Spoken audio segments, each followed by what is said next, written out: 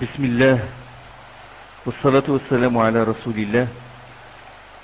Je rappelle que nous nous sommes arrêtés la dernière fois au verset 19 de la sourate 7 qui parle de l'histoire de Adam, où Allah subhanahu wa ta'ala dit: Ô Adam, habite avec ton épouse le paradis et mangez d'où que vous le voulez. Toutefois, n'approchez pas cet arbre, car vous seriez au nombre des injustes. Wa ya Adam uskun anta wa zawjuka al-jannah wa kula minha haythu shi'tuma wa la taqraba hadhihi ash-shajara fatakuna min adh-dhalimin. فوسوس لهما الشيطان ليبدي لهما ما وري عنهما من سوآتهما. Satan leur chuchota afin que leur apparaisse leur nudité qui était jusque-là cachée. وقال ما نهاكما عن ربكما عن هذه الشجرة إلا أن تكونا ملكين أو تكونا من الخالدين. Votre Seigneur, leur dit-il, ne vous a interdit cet arbre que pour que vous ne soyez pas deux anges ou que vous ne soyez pas immortels. Et il leur jura qu'il était pour eux de bons conseils. وقاسمهما إني لكما لمن الناصحين فزلاهما بغرور. Ainsi les trompa-t-il tous deux en les illusionnant. فزلاهما بغرور فلما ذاق الشجرة. Alors dès qu'ils eurent goûté à l'arbre, leur nudité apparut et ils se mirent à se couvrir avec les feuilles du paradis. فلما ذاق الشجرة بدت لهما سوآتهما وطفقا يخصفان عليهما من ورق الجنة وناداهما ربهما ألم أنهكما عن تلكما الشجرة وأقل لكما إن الشيطان لكما عدو مبين. Et leur Seigneur les appela: ne vous ai-je pas prévenu que Satan est pour vous un ennemi déclaré? Selon un hadith, le prophète sallallahu alayhi wa sallam a dit: votre père Adam était tel un palmier élancé. Il mesurait 60 coudées et avait une chevelure abondante. Quand il a commis le péché, sa nudité apparut à ses yeux. Comme il se mit à fuir, un arbre s'interposa et le retint prisonnier par le front. Et son Seigneur l'appela: ô Adam, est-ce devant moi que tu fuis? Et Adam a répondu: non, mon Seigneur, mais j'ai honte devant toi de ce que j'ai commis. Comparez le péché de Satan et celui de Adam. Satan a rejeté l'ordre de son Seigneur, s'est opposé à lui, a envié Adam, s'est enorgueilli et a continué impudemment dans son péché, en accusant Allah de l'avoir induit à l'erreur, en demandant un sursis, en refusant de se repentir, ce qui n'est pas le cas de Adam, paix sur lui. Adam ne pensait pas que quelqu'un puisse jurer et mentir. Quand Satan a juré, il a cru en ses paroles, il a oublié l'ordre de son Seigneur. Comme il le dit Allah subhanahu wa ta'ala dans la sourate 20, le verset 115: وَلَقَدْ عَهِدْنَا إِلَى آدَمَ مِنْ قَبْلُ فَنَسِيَ وَلَمْ نَجِدْ لَهُ عَزْمًا. Nous avons fait une recommandation à Adam, mais il oublia, et nous le trouvâmes irrésolu. Tout comme ses fils, tout comme sa descendance, il a oublié. Il oublie des fois les recommandations. Les hommes oublient des fois les recommandations d'Allah. Après avoir mangé de l'arbre interdit, après avoir mangé de cet arbre, du fruit de cet arbre qu'Allah a interdit, Allah les fit sortir du paradis. فأزلهما الشيطان عنها فأخرجهما مما كان فيه. Satan les fit glisser et les fit sortir de l'état dans lequel ils se trouvaient. Nous leur dîmes: descendez du paradis, ennemis les uns à l'égard des autres, vous aurez sur la terre établissement et jouissance jusqu'à un terme donné. Sourate 2 et le verset 36. فأزلهما الشيطان عنها فأخرجهما مما كان فيه فقلنا اهبطوا بعضكم لبعض عدو ولكم في الأرض مستقر ومتاع إلى حين. Adam s'est repenti. Comme le dit un hadith authentique, Adam s'est repenti, il a dit, ô mon Seigneur, ne m'as-tu pas créé de ta main? Et son Seigneur, Allah subhanahu wa ta'ala, répondit, si. Il lui dit, ô Seigneur, n'as-tu pas insufflé au moins de ton esprit? Il a répondu, si, Allah subhanahu wa ta'ala. Ô Seigneur, ne m'as-tu pas établi dans ton paradis? Si, a répondu Allah. Ô Seigneur, ta miséricorde n'a-t-elle pas précédé ta colère? Si, Allah subhanahu wa ta'ala a répondu. Qu'en sera-t-il, a dit Adam, qu'en sera-t-il si je me repens et si j'agis de façon parfaitement pieuse? Me feras-tu revenir au paradis? Et Allah lui a répondu, oui, oui. Allah subhanahu wa ta'ala a répondu à Adam.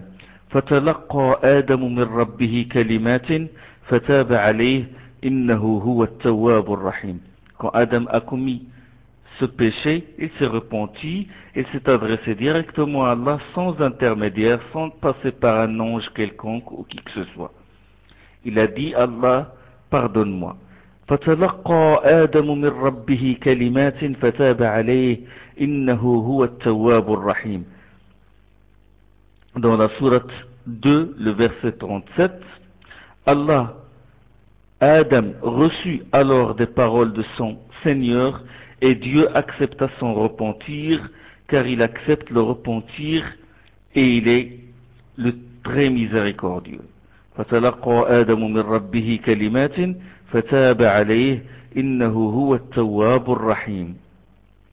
Adam reçut alors des paroles de son Seigneur et Dieu accepta son repentir, car il accepte le repentir et il est le très miséricordieux. Innahu wa tawwabur rahim. Quelles sont ces paroles? Quelles sont ces paroles qu'a reçu Adam de son Seigneur? Ces paroles-là sont celles du verset 23 de la sourate 7. Ces paroles-là sont les suivantes. Seigneur, nous avons été injustes envers nos âmes. Si tu ne nous pardonnes pas et si tu ne nous fais pas miséricorde, nous serons irrémédiablement parmi les perdants. قال ربنا ظلمنا أنفسنا وإن لم تغفر لنا وترحمنا لنكونن من الخاسرين. C'est Allah qui lui a inspiré cette parole. Seigneur, nous avons été injustes envers nos âmes. Si tu ne nous pardonnes pas et si tu ne nous fais pas miséricorde, nous serons irrémédiablement parmi les perdants. قال اهبطوا بعضكم لبعض عدو ولكم في الأرض مستقر ومتاع إلى حين. Il dit, descendez, ennemis les uns envers les autres, vous aurez sur terre établissement et jouissance pour un certain temps. قال فيها تحيون وفيها تموتون ومنها تخرجون. Vous y vivez, dit Allah subhanahu wa ta'ala, vous y mourrez et puis l'on vous en fera sortir. Dans la sourate 20, le verset 121 et le verset 100 jusqu'au verset 126, ainsi Adam désobéit à son Seigneur, s'égara, par la suite son Seigneur l'a élu, a agréé son repentir et l'a guidé. وَعَصَى آدَمُ رَبَّهُ فَغَوَى ثُمَّ اجْتَبَاهُ رَبُّهُ فَتَابَ عَلَيْهِ وَهَدَى.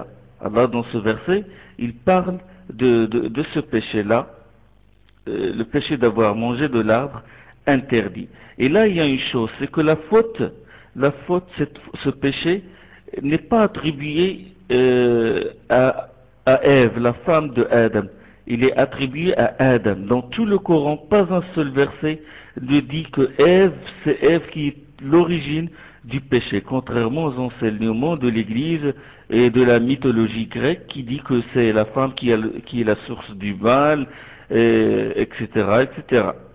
Non, Allah subhanahu wa ta'ala, il dit que c'est Adam qui a commis le péché. Ainsi Adam désobéit à son Seigneur, s'égara.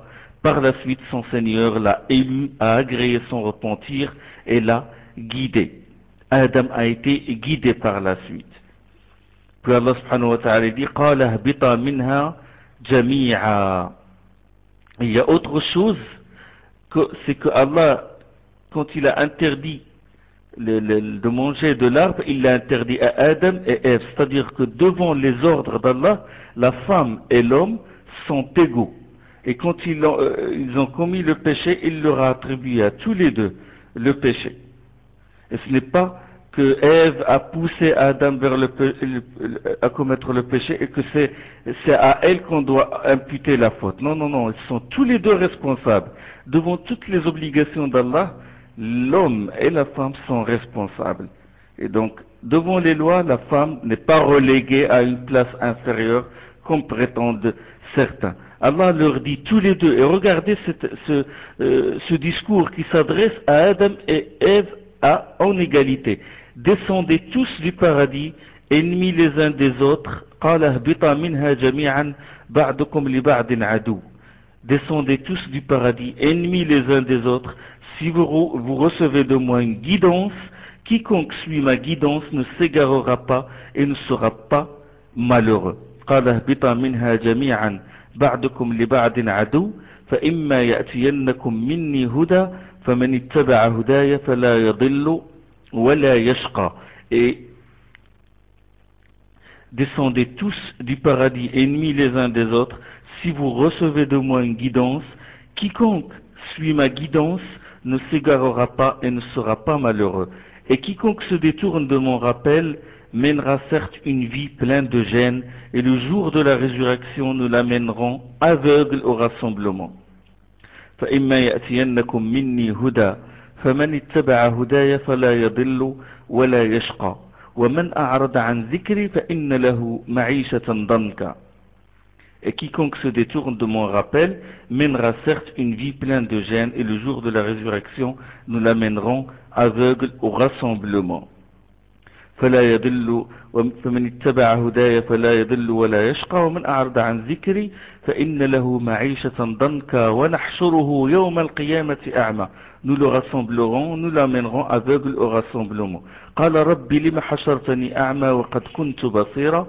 Il dira, ô mon Seigneur, pourquoi m'as-tu amené aveugle alors qu'auparavant je voyais? Allah lui dira, de même que nos signes t'étaient venus et que tu les as oubliés, ainsi aujourd'hui tu seras, ainsi aujourd'hui tu es oublié. قال كذلك أتتك آياتي فنسيتها وكذلك اليوم تنسى. Donc après le péché, Adam s'est repenti et Allah l'a guidé. Il l'a guidé et il l'a guidé par lui sa descendance, puisque Adam était prophète, il a reçu la révélation d'Allah et il a guidé sa descendance. Et donc, cette guidance, quiconque la suit, il ne sera jamais malheureux. Et quiconque se détourne de cette guidance et du rappel d'Allah subhanahu wa ta'ala, comme il était aveugle dans ce bas monde, il sera amené au rassemblement le jour de la résurrection aveugle. Adam, notre ancêtre, a été créé par les mains d'Allah, comme nous l'avons dit dans les séances précédentes. Il était dans la plus harmonieuse des formes, la plus belle des statures. Et donc, cette histoire du singe et de l'homme sapiens, Darwin, cette histoire-là est vaine, comme nous l'avons dit, la théorie de l'évolution. Et méditez avec moi sur les versets suivants. وإذ قلنا للملائكة اسجدوا لآدم فسجدوا إلا إبليس كان من الجن ففسق عن أمر ربه. Et lorsque nous dîmes aux anges, prosternez-vous devant Adam, ils le firent à l'exception de Satan, c'était l'un des djinns. Impudemment, il désobéit à l'ordre de son Seigneur. Allah dit par la suite, prendrez-vous Satan, lui et sa descendance, comme alliés au lieu de moi, alors qu'ils vous sont ennemis? Funeste substitution pour les injustes. Surat 18 et le verset 50. Et juste après, quand Dieu a parlé de l'origine de l'homme et de l'origine de Satan, il a dit directement après dans le verset 51, ما أشهدتهم خلق السماوات والأرض. Je les ai pas fait assister à la création des cieux et de la terre, ni à leur propre création. Je n'ai pas pris comme aide ceux qui égarent. ما أشهدتهم خلق السماوات والأرض ولا خلق أنفسهم وما كنت متخذ المضلين عضدا. Allah dit, je n'ai pas fait assister à la création des cieux et de la terre, ni à leur propre création, et je n'ai pas pris comme aide ceux qui égarent. Allah n'a pas pris Darwin ou tous les philosophes, les évolutionnistes comme aide, ni ne les a fait assister à la création pour qu'ils prétendent ce qu'ils prétendent. Allah ensuite a insufflé en lui de son esprit, il a insufflé en Adam de son esprit, et en insufflant en lui de son esprit, il l'a prédisposé à l'adorer, à l'aimer, à le vénérer, à aimer le bien et à haïr le mal. Il était donc parfaitement, il était donc parfait intérieurement et extérieurement. Et ce n'est qu'après que l'homme a régressé, a choisi une vie sauvage. Quand on voit des populations sauvages, ça c'est le choix de l'homme. C'est l'homme qui a choisi cette voie de l'égarement. Allah lui a montré la bonne voie et il lui a donné le libre choix de prendre soit la voie d'Allah, la bonne voie, soit la mauvaise voie.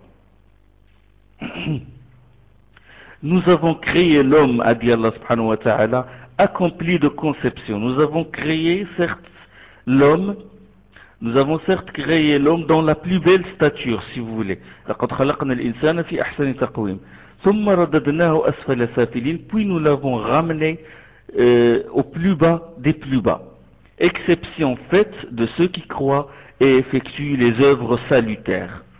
Comme a dit Allah subhanahu wa ta'ala dans Surat 95 et les versets 4 et 5. Quand l'homme travestit cette prime nature, il devient pire qu'un animal, il devient un adorateur de Satan. Allah lui a appris à Adam les noms de toutes les choses. Il est donc Adam est savant et n'est pas un ignorant. Quand Allah l'a créé, il a créé à partir de sa côte gauche son épouse. Après, il a eu une descendance. Donc la notion de famille est un principe de base existentiel. Il ne s'agit pas là de la paternité dans le sens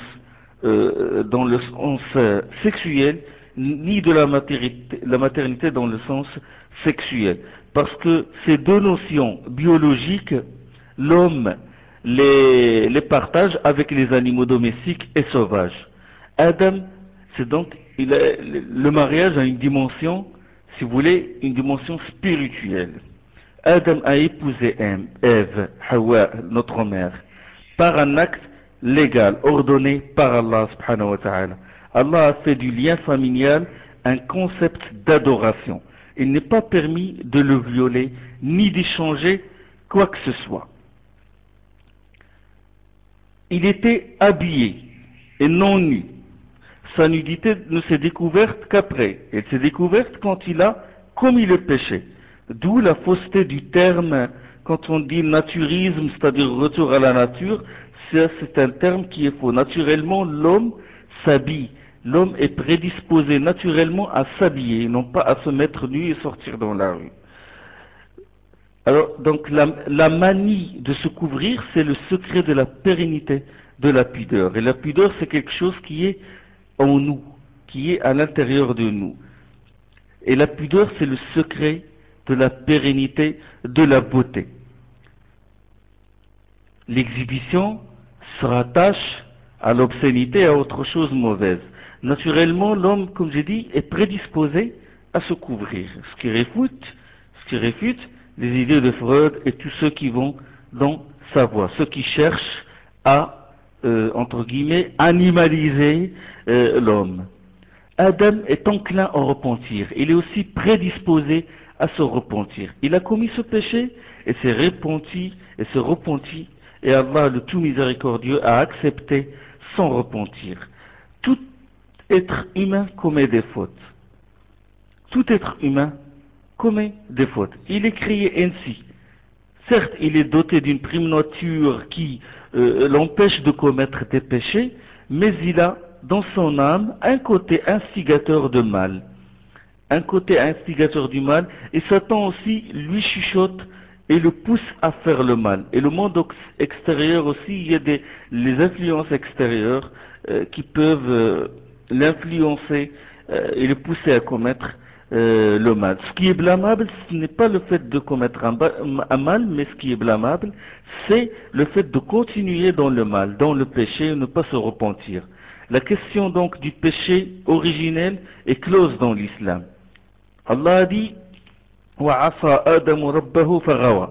Clair, ainsi Adam désobéit à son Seigneur, s'égara. ثُمَّ اجْتَبَاهُ رَبُّهُ فَتَابَ عَلَيْهِ وَهَدَى. Ensuite, par la suite, son Seigneur l'a élu, a agréé son repentir et l'a guidé. Directement, il a demandé pardon et Allah lui a pardonné. Et c'est pour cela qu'Allah s'appelle Ghafur Rahim. Il est pardonneur et miséricordieux, et sa miséricorde a précédé sa colère. Le péché en islam n'est pas un monstre qui poursuit les gens. Le péché originel n'est pas un sabre brandi contre les gens. Il n'a besoin ni d'expiation, ni de purification, ni d'offrande. Le verset est clair et net là-dessus. فَتَلَقَّى آدَمُ مِنْ رَبِّهِ كَلِمَاتٍ فَتَابَ عَلَيْهِ إِنَّهُ هُوَ التَّوَّابُ الرَّحِيمُ. Adam reçut alors des paroles de son Seigneur et Allah accepta son repentir, car il accepte le repentir et il est le très miséricordieux. Allah accepte le repentir de quiconque demande pardon. Les fils d'Adam, les enfants d'Adam, pareil, comme leur père, ils ne sont pas exclus de la miséricorde d'Allah. Quand ils commettent des péchés, Allah connaît leur nature, il ne leur impose que ce qu'ils ont la capacité de faire, il ne les juge qu'en fonction de leur capacité. Ça, c'est une règle fondamentale en islam. Allah n'impose à une âme que ce dont elle est capable, comme il le dit dans la sourate Al-Baqarah, la sourate 2, le verset 286. La yukallifu Allahu nafsan illa wus'aha. Les ayats, les versets de la miséricorde, les versets au sujet du pardon, du repentir, l'indulgence envers les hommes, ils sont très nombreux dans le Coran, très très nombreux. Si vous voulez qu'on cite quelques exemples, par exemple le verset dans Sourate les Bestiaux, la Sourate 6, le verset 54, كَتَبَ رَبُّكُمْ عَلَى نَفْسِهِ الرَّحْمَةِ. Votre Seigneur s'est imposé à lui-même la miséricorde. Bien sûr, Allah n'a de compte à rendre à personne.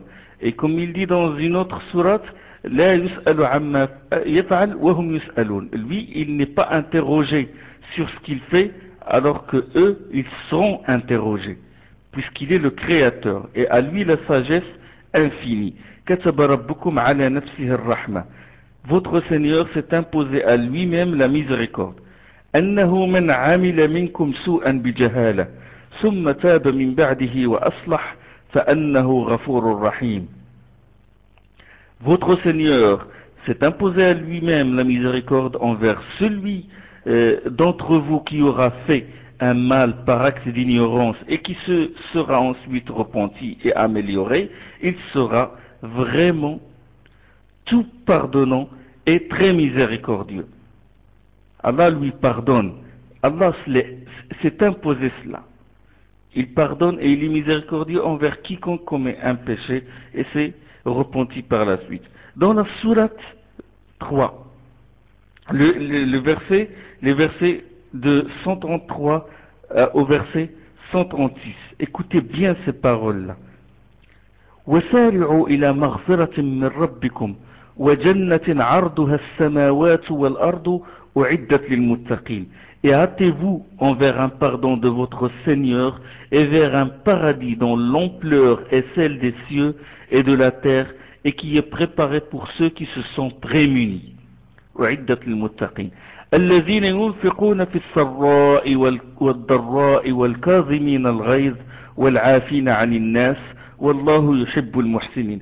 Ceux qui font des dépenses en aumône dans la félicité comme dans l'adversité, qui contiennent leur ressentiment et qui se montrent indulgents envers les gens, car Allah aime ceux qui agissent parfaitement.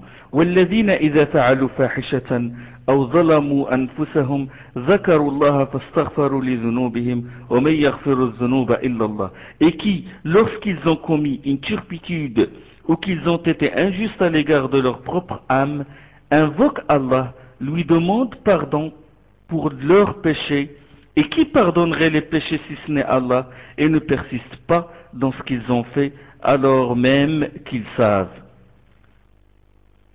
والذين إذا فعلوا فاحشة أو ظلموا أنفسهم ذكروا الله فاستغفروا لذنوبهم ومن يغفر الذنوب إلا الله ولم يصروا على ما فعلوا وهم يعلمون أولئك جزاؤهم مغفرة من ربهم.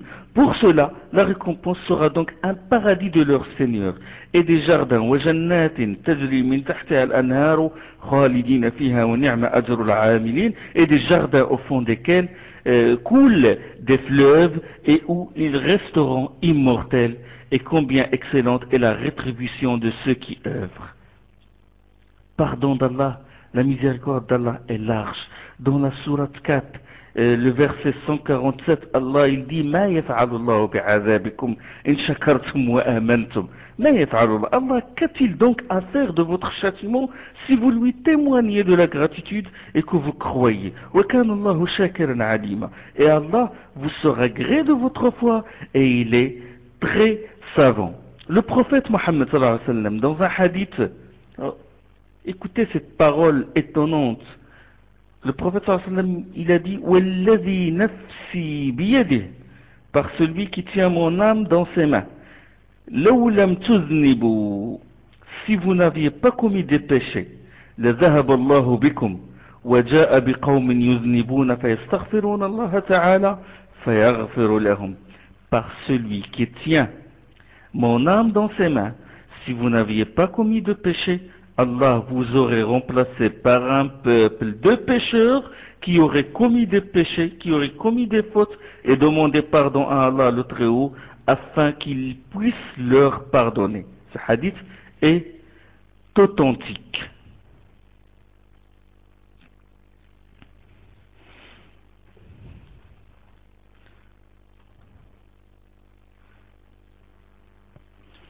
En plus, même quand quelqu'un commet un péché sans s'en repentir, ses enfants n'endossent pas ce péché. Lui seul doit rendre compte de son péché et lui seul sera châtié à cause de son péché. Aucun être ayant un fardeau à porter ne portera celui d'un autre. وَلَا تَزِرُ وَازِرَةٌ وِزْرَ أُخْرَى. Allah dit dans verset 6, dans verset 164, la sourate 6, ce verset constitue une règle fondamentale dans la jurisprudence islamique, où Allah subhanahu wa ta'ala dit aucune âme ayant à porter la charge d'une faute ne portera la charge d'une autre. Aucune âme ayant à porter la charge d'une faute ne portera la charge d'une autre. À aucune âme, si vous voulez, à aucune âme pécheresse ne seront imputés les péchés d'une autre, mais ce ne sera qu'en conséquence de ses propres fautes qu'elle sera châtiée.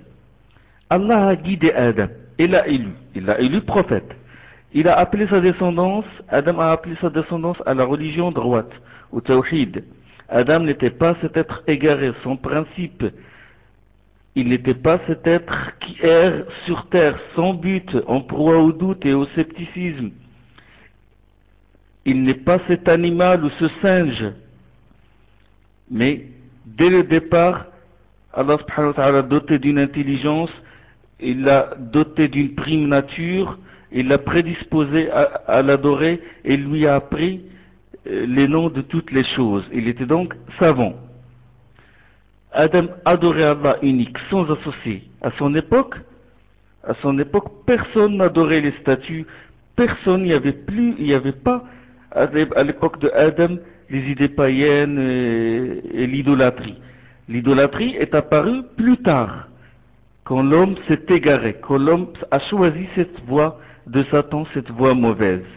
Au départ, la première société humaine était exempte de l'adoration des statues ou d'autres objets.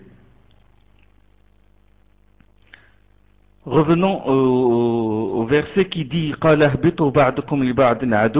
Allah dit descendez ennemis les uns à l'égard des autres, vous aurez sur terre établissement et jouissance jusqu'à un terme donné. Sourate 2 et le verset 36. Allah il a insisté sur un point. Il a dit dans la sourate 35 et le verset 6, certes Satan est pour vous un ennemi, considérez-le donc comme tel. Inna ash-shaytana lakum adu, fattakhizuhu aduwa. La terre est le lieu du combat entre les alliés d'Allah et les alliés de Satan.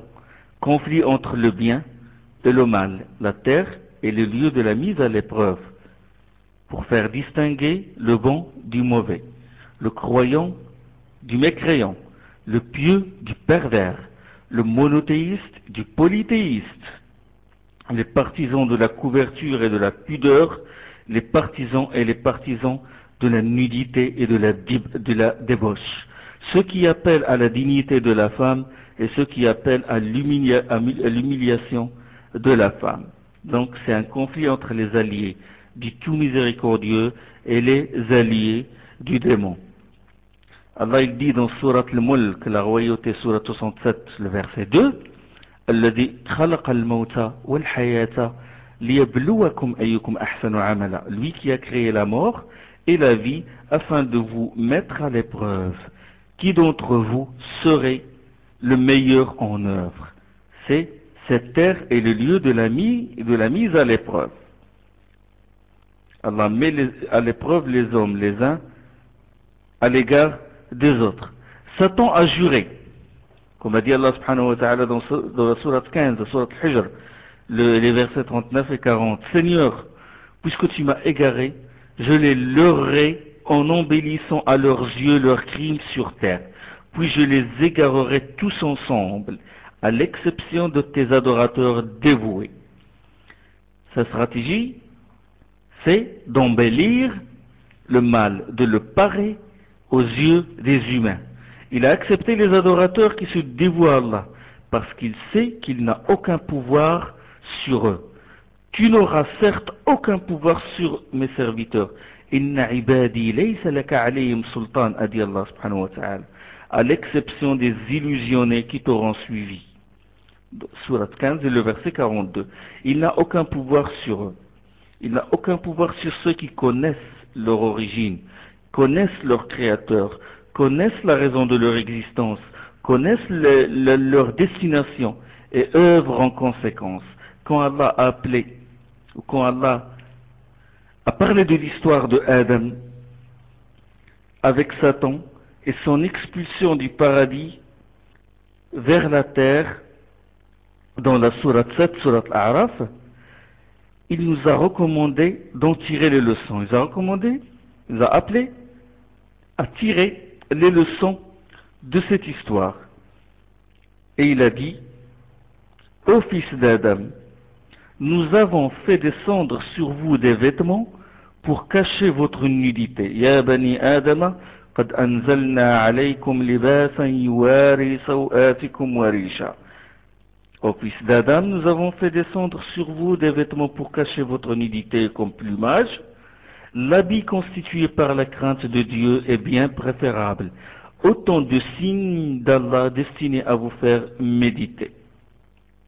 Donc Allah il a parlé des vêtements extérieurs, du vêtement matériel et du vêtement, si vous voulez, moral, qui est la crainte de Dieu et la piété. Parce que celui qui est nu extérieurement, il est obligatoirement, ou qui appelle à l'exhibitionnisme, et à la nudité, celui qui est nu extérieurement, il est nu spirituellement.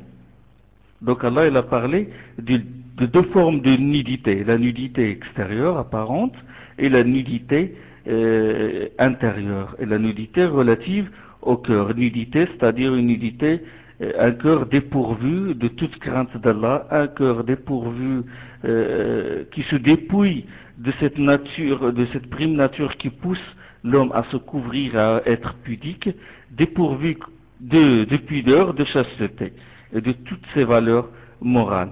C'est donc un cœur, un esprit nu. Ya bani Adam, qad anzalna alaykum libasan yuwari sawatikum warisha wa libasu at-taqwa zalika khayr zalika min ayati Allahi la'allahum yadhakkarun. Ô fils d'Adam, nous avons fait descendre sur vous des vêtements pour cacher votre nudité et comme plumage. L'habit constitué par la crainte de Dieu est bien préférable. Autant de signes d'Allah destinés à vous faire méditer. Ya bani Adam, la yaftinannakum ash-shaytanu kama akhraja abawaykum min al-jannah. Ô fils d'Adam, que le Satan ne vous tente donc pas, comme il le fait quand il provoqua l'expulsion de votre père et mère du paradis, en les dépouillant de tout vêtement afin de faire apparaître leur nudité à leurs yeux. Ya bani Adama, la yaftinannakum ash-shaytanu kama akhraja abawaykum min al-jannah yanzi'u anhuma libasahuma liyurahuma sawatihima. Innahu yarakum huwa wa qabiluhu min haythu la tarawnahum. Vraiment, il vous voit, lui et sa cohorte, alors même que vous ne les voyez pas. En vérité, nous avons fait des satans les affidés de ceux qui ne croient pas. Inna ja'alna shayatina awliya'a lilladhina la yu'minun. Les satans, les démons, ils inspirent toujours des mauvaises choses, des mauvaises doctrines, des mauvaises philosophies à ceux qui ne croient pas. Comme l'exemple par exemple de Darwin, de Freud, de Durkheim et de tous les philosophes de l'égarement. Vous savez pourquoi Allah a insisté sur ce point, la couverture de la nudité? Parce que c'est par là qu'est entré Satan pour égarer les hommes. Allah a insisté sur ce point. Juste après avoir parlé de l'expulsion de Adam et de son épouse, notre mère Ève, du paradis, il a insisté, il nous a demandé de tirer les leçons et de saisir surtout cette leçon-là qui est la couverture, la pudeur. Il a dit, parce que la couverture de la nudité, la nudité c'est par là, c'est la lacune par où est entré Satan pour égarer les hommes. C'est en utilisant cette arme, la nudité, que Satan a paganisé les esprits, les cultures et les religions et a mené l'homme à adorer en dehors d'Allah les objets de désir tels que le pouvoir, l'argent et le sexe. Et ça, on le voit chez les pharaons d'Égypte, la Grèce antique et la civilisation romaine. Beaucoup, tout le monde le sait. Et le mouvement de la nudité, surtout en Occident aujourd'hui, n'est que le prolongement naturel de l'appartenance à cette civilisation, la civilisation de la Grèce antique. Il porte en son sein la sanctification des objets du désir et l'adoration des jouissances, ce qui donne au corps un grand pouvoir dans la conception des choses et dans les prises de position, que ce soit dans le domaine politique ou dans le domaine commercial ou dans les médias.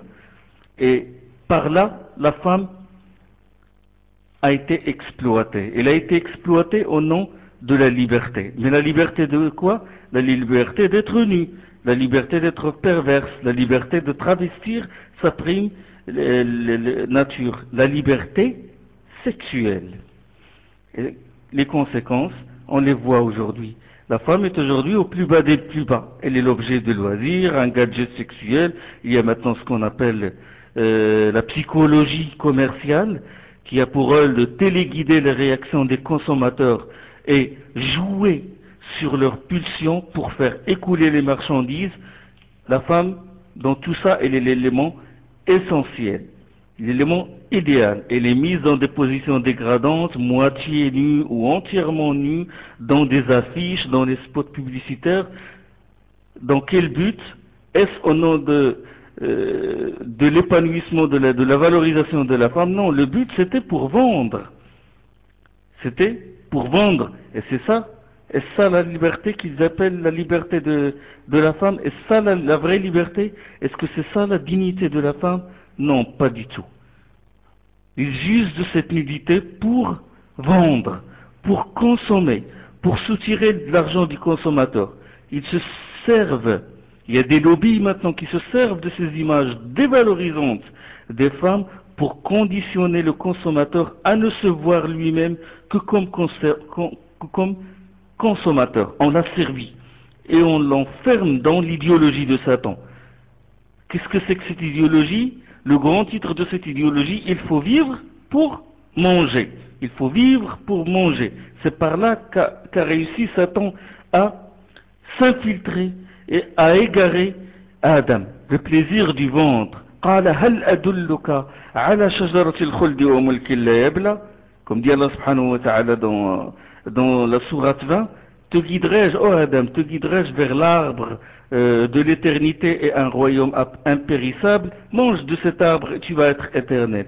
Voilà, Satan et ses alliés, c'est par là qu'il entre, qu'il s'infiltre pour égarer les hommes. Ils utilisent l'image dévalorisante de la femme, ils utilisent la nudité de la femme pour réduire l'homme dans une idéologie, c'est qu'il est consommateur. Il n'est pas un être humain, il n'est pas cet être humain doté d'une prime nature, il n'est pas cet être humain prédisposé à adorer Allah subhanahu wa ta'ala. Il ne vit pas en tant qu'homme, mais en tant que consommateur. Voilà la devise de Satan. Le corporel au détriment du spirituel. Comme plumage, a dit Allah. Pourquoi Allah a qualifié le vêtement de plumage, le vêtement sur le corps de l'homme et surtout la femme? Il a qualifié ce vêtement de plumage. Il a dit: Ya bani Adama, قد أنزلنا عليكم لباسا يواري سوآتكم وريشا. Ô fils d'Adam, nous avons fait descendre sur vous des vêtements pour cacher votre nudité, et comme plumage. Si on déplume un oiseau, si on le déplume, il perd sa beauté. Imaginez, vous déplumez un paon. Ça y est, il perd cette beauté-là. N'est-ce pas? Il devient malheureux parce qu'il n'est plus comme il doit être. Il ne peut plus voler. Ben, c'est exactement le sort de la femme quand on la dénude. En la dénudant, on la déplume. Elle perd sa beauté. Elle perd sa dignité. Elle souffre. Elle ne peut plus voler. Elle ne peut plus voler vers son Seigneur. Elle reste terre à terre. On l'exploite. Il y a un proverbe, si vous voulez, qui dit: une femme pour vendre égale une femme à vendre. C'est le but essentiel de Satan. Déplumer, dénuder, changer la création d'Allah, travestir les natures. Tout ce par quoi Allah a privilégié l'homme, Satan veut le changer, le modifier. Allah a prédisposé les hommes à l'adorer, à l'aimer. Satan fait tout pour changer cette nature et il a juré de le faire. Je les égarerai, a-t-il dit. Je leur inspirerai de vains espoirs. ولا أمنينهم ولا آمرنهم فليبتكن آذان الأنعام ولا آمرنهم فلا يغيرن خلق الله. Je les égarerai. Je leur inspirerai de vains espoirs. Je leur ordonnerai des ordres en sorte qu'ils couperont les oreilles des bestiaux. Et je leur donnerai, ça c'est une pratique païenne, et je leur donnerai encore des ordres en sorte qu'ils modifient la création d'Allah. C'est ça son but, comme il le dit, Allah subhanahu wa ta'ala, dans Surat Nisa, Surat les femmes, le verset 119. Changer la création d'Allah, travestir l'être humain, travestir sa nature, masculiniser la femme et féminiser les hommes.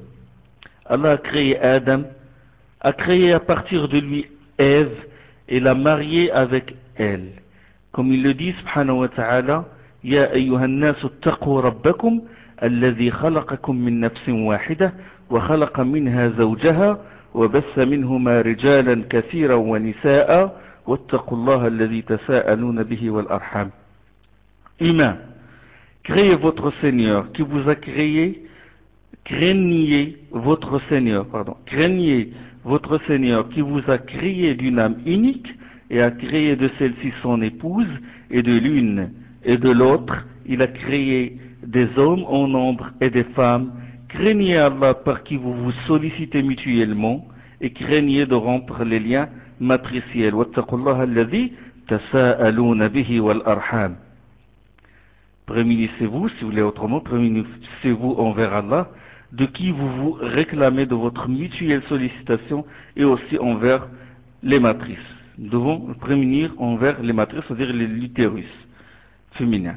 Satan a tout fait pour faire sortir ses descendants de ce cadre, les descendants de Adam, de sorte que la femme se définit hors du cadre de mariage et puis ces matrices, l'arham, les matrices envers lesquelles Allah nous a ordonné de nous prémunir, Satan a voulu cherche à tout prix à modifier cette vision-là.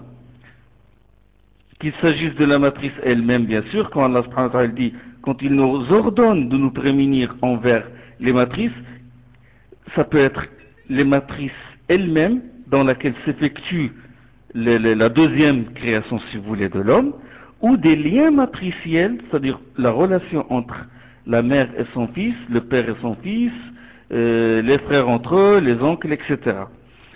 Et en dehors du cadre de mariage, en dehors d'un acte légal en vertu duquel l'homme doit s'acquitter des droits de son épouse sur lui et elle doit s'acquitter de son époux sur elle, toute relation sexuelle est un irrespect de cette matrice. Une femme qui commet l'acte de chair avec un homme qui lui plaît aujourd'hui, puis s'en va chez un autre, dans un même utérus se déversent des spermes, des semences différentes au nom de la liberté, c'est qu'elle déshonore son utérus. L'utérus, la matrice, c'est quelque chose de sacré. Dans cette matrice s'effectue le secret de la création d'Allah subhanahu wa ta'ala, et c'est pour cela, bien sûr, que l'islam a interdit la polyandrie. Nous prémunir envers les liens matriciels, c'est les respecter.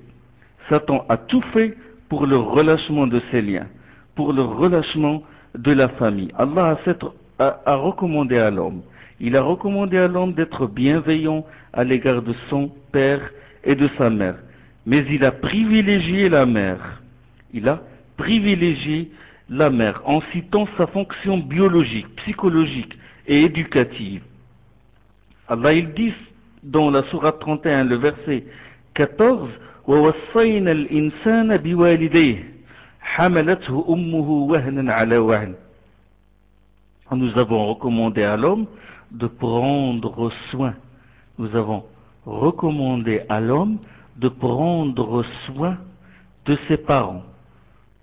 Puis, juste après ce passage-là, Allah il insiste sur la mère. Il dit, sa mère ne l'a-t-elle pas porté fatigue sur fatigue et mis 2 ans à le sévrer? Sois mon reconnaissant comme à tes pères et mères, je suis la destination de tout. ووصينا الإنسان بوالديه حملته أمه وهنا على وهن وفصاله في عامين أن اشكر لي ولوالديك إليك المصير. Sois mon reconnaissant, sois reconnaissant envers moi et sois reconnaissant envers tes pères et mères. Je suis la destination de tout, Allah dit dans cette sourate. Un homme se présenta devant l'envoyé d'Allah, Muhammad sallallahu alayhi wa sallam, et lui demanda, envoyé d'Allah, quelle est la personne qui a le plus de droit à ma bienveillante compagnie? Et le prophète sallallahu alayhi wa sallam lui répondit, ta mère.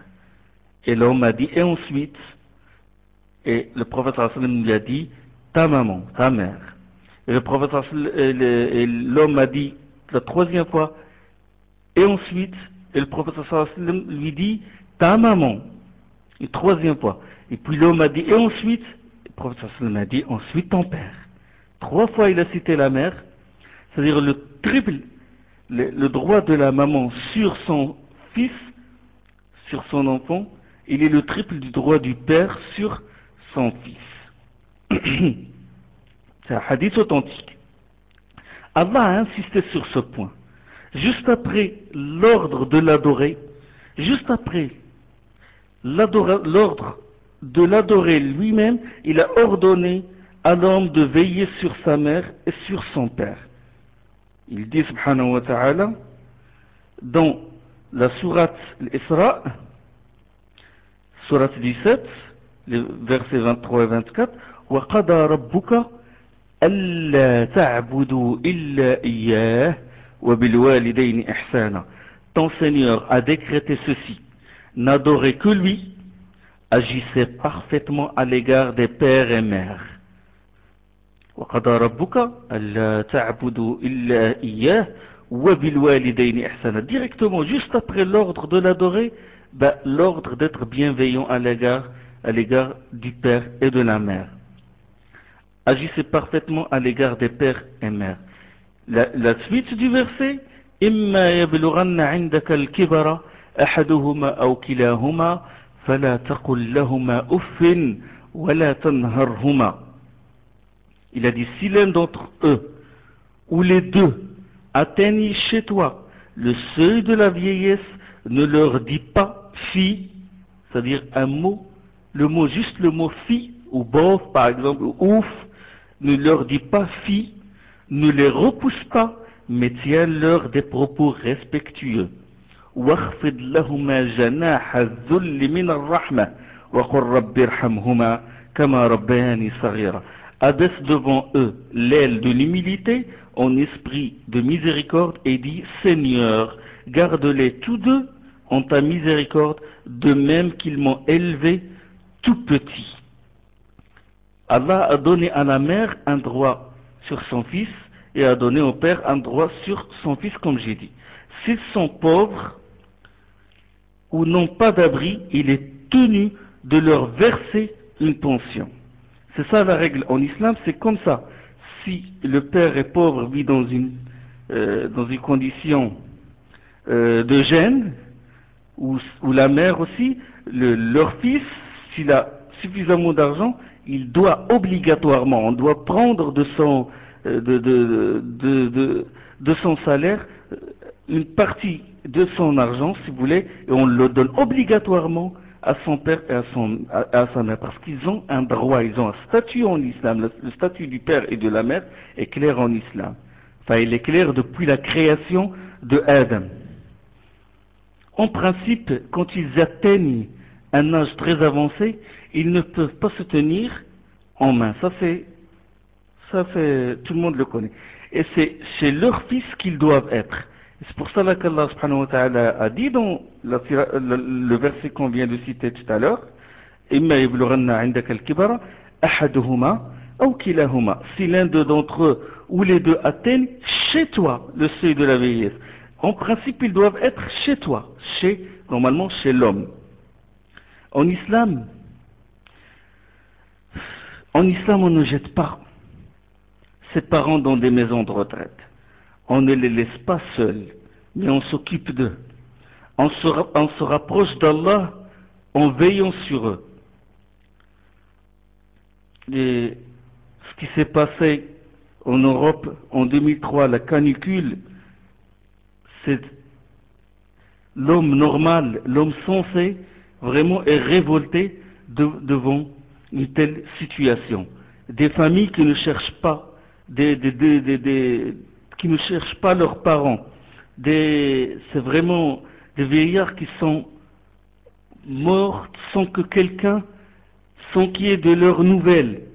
Des gens qui n'ont pas voulu gâcher leurs vacances, ils ont entendu que leurs parents sont morts et ils n'ont pas voulu rompre leurs vacances pour aller s'occuper de leur enterrement. Des choses vraiment révoltantes.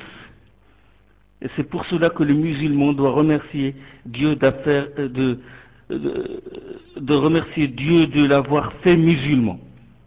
Ce n'est qu'après avoir eu des milliers de morts sur le dos qu'on se pose des questions sur le relâchement des liens familiaux et qu'on se pose des questions sur le statut du père ou celui de la mère. L'islam a déjà fixé cela. Il faut revenir à l'islam et vous trouvez la réponse, vous trouvez la bonne réponse. C'est que les parents ont des droits sur leurs enfants. Quant au voisinage, on l'a remarqué, on a vu ça, chacun s'enferme chez lui et ne s'inquiète pas de l'état de son voisin.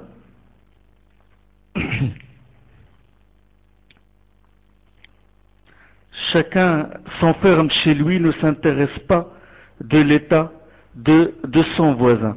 Alors que dans l'islam, la piété filiale et le bon voisinage sont des notions fondamentales. Je m'arrête ici et je continue ce sujet, Inch'Allah, la prochaine séance. Subhanakallahum bihamdik. أشهد أن لا إله إلا أنت أستغفرك وأتوب إليك.